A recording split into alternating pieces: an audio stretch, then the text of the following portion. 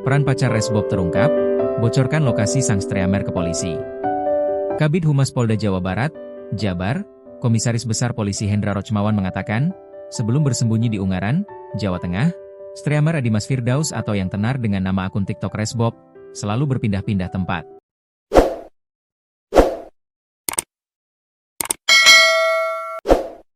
Resbob pun sempat pergi ke Surabaya, Jawa Timur. Hendra mengatakan, di Surabaya, Resbob sempat datang menemui kekasihnya yang berinisial NL. Resbob ini dalam pelariannya salah satunya sempat mampir ke Surabaya, ke tempat pacarnya itu, ujar Hendra di Markas Polda Jawa Barat, Jalan Soekarno-Hatta, Kota Bandung, Jawa Barat, Rabu, 17 Desember 2025. Lebih lanjut, Hendra mengatakan, Resbob pun menitipkan ponsel miliknya yang digunakan untuk siaran langsung saat ujaran kebencian terhadap suku Sunda diucapkan. Peranan pacar. Menurut Hendra, NL sempat dibawa polisi untuk dimintai keterangan perihal keterkaitannya dengan Resbob. Selain itu, NL juga diminta menunjukkan di mana lokasi Resbob bersembunyi dalam pelariannya. Hasil dari penyampaian penyidik, si Resbob ini sempat menyimpan handphonenya di pacarnya.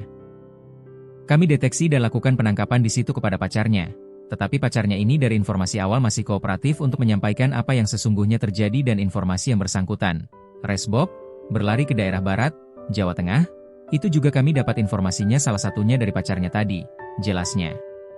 Karena telah kooperatif dan memberikan informasi keberadaan Resbob hingga akhirnya pria yang memiliki nama asli Adimas Firdaus itu bisa ditangkap, kemungkinan besar NL akan dibebaskan dari pemeriksaan lanjutan. Dari sifat kooperatif ini mungkin diharapkan ada keringanan lah, untuk NL, tuturnya. Ditangkap di Jawa Tengah.